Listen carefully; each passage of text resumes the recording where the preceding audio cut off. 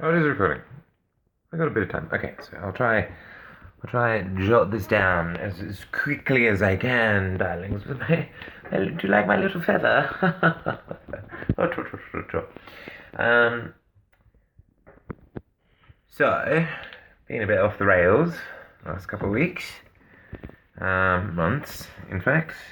After being in a very good place and thinking that it's all rather nice. It's all, I guess, character building. Um, very, very painful. Um, Getting into the flow state and the flow state of generating the thoughts that you want to be thinking it's an interesting distinction because that I really lost it. Like I really lost that in this dark patch that I've been in. I really, really lost that. Um, and just went completely back into my old habits. And interestingly enough, it was watching, listening to my own fucking advice.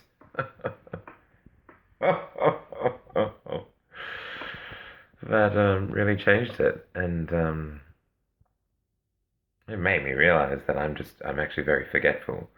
I remember telling friends after the first time in my life that I really loved myself, which was not long after I realized that I am energetically sensitive and that I'm aware of that, and that has always been part of my being.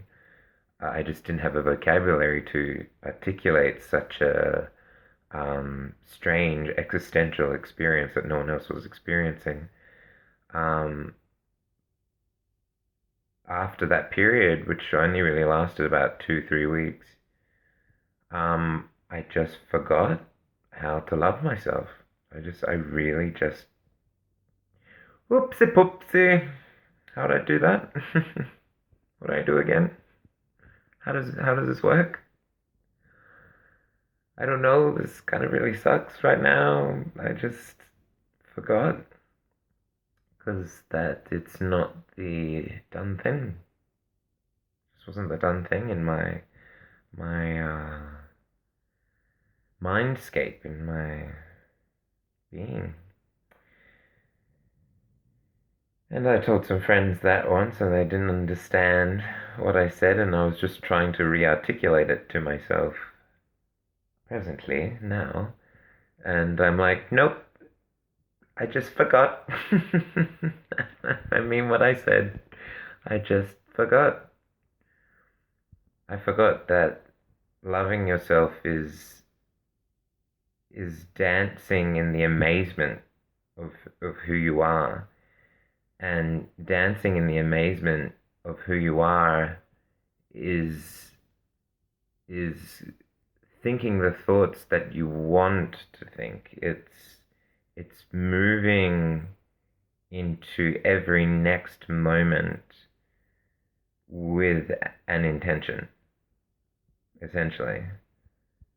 Just with a simple intention, which isn't always a vernacular. It's not always words, although it may very well be words, but it's a certain pressure behind each slither of experience that directs you into a um, a way of being.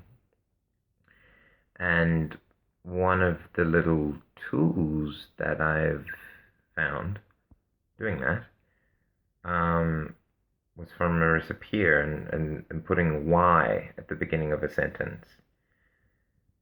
And that's all well and good. And when you do it, and sometimes you can do it once and you get a bit of an effect, but there is an art to it that Marissa explains, and that has a lot to do with the present moment and visual images. If you can make what you're saying with a Y present, like all in present tense, that it's now, your mind, your ego will see it as now and put it into the subconscious programming. I really don't have much time left on this thing, and the thing I had forgot about loving myself is essentially doing an essence of that in every moment. Literally, the inkling I get of an impulse of somewhere where I don't want to go, in that instant, I'm like, why am I enjoying this? Or why do I know the way out of this? Or why is the path of least resistance revealing itself to me? It doesn't even have to be very articulate.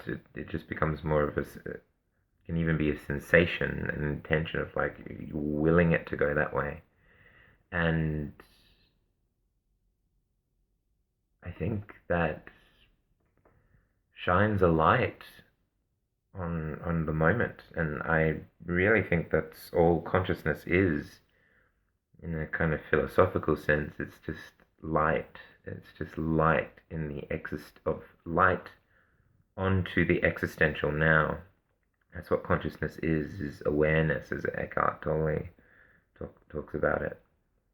And I just wanted to capture that idea because this is literally me, the moment of re-experimenting with that mindset. And